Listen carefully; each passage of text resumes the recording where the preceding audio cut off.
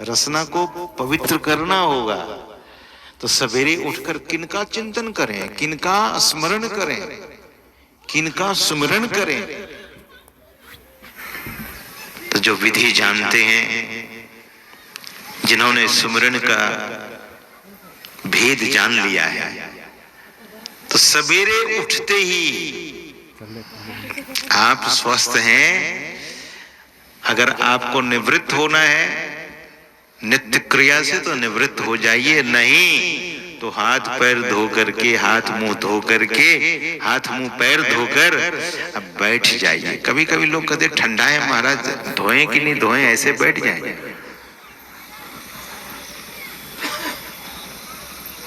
देखिए जल में जीवन है। The water is all the time life. जल में जीवन है। इसलिए महापुरुषों ने कहा कि सुमिरन के पहले जल का स्पर्श कर लीजिए। आंखों में जो निद्रा वो अपना आसन जमाई है, कान को भी पानी से स्पर्श कर लीजिए, मुंह धो लीजिए, हाथ धो लीजिए, पैर धो लीजिए। अब बैठिए तब देखिए, ध्यान दीजिएगा। ऐसे ध्यान में बैठिए और हाथ पैर मुंह हाथ धोकर बैठिए, तब देखिए फर्क पड़ेगा।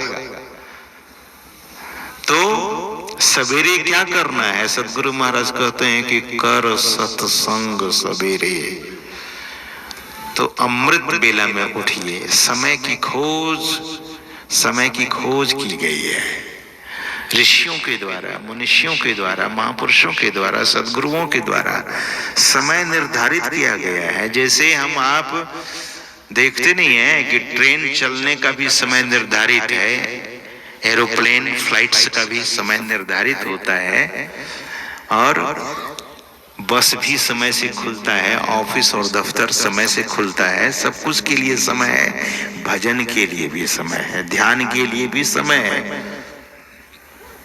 तो उस समय, जिस समय बिल्कुल रात्रि निस्तब्ध होती है, सुना है, अब हमारा तो कोई अनुभव है नहीं, लेकिन हमने सुना है कि 3 बजे के बाद चोर भी सो जाता है। मतलब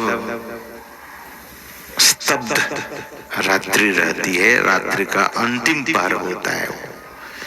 उस समय उठकर ध्यान सुमिरन। तो सदगुरु महाराज कहते हैं कि कर सत्संग सवेरे। कौन सा सत्संग है? तो वो अंतर सत्संग, ध्यान अभंगा, वो अंतर का सत्संग है। ध्यान क्या है? अंतर का सत्संग है। तो सवेरे जगकर जो अपने इष्ट का चिंतन करते हैं, सुमिरन करते हैं, याद करते हैं, सज्जनों ध्यान दीजिएगा, जो सवेरे जगकर इतना पुनीत पवित्र पावन कर्म को करते हैं, उन्हीं के जीवन में न सादगी आएगी, उन्हीं का जीवन न सात्विक होगा।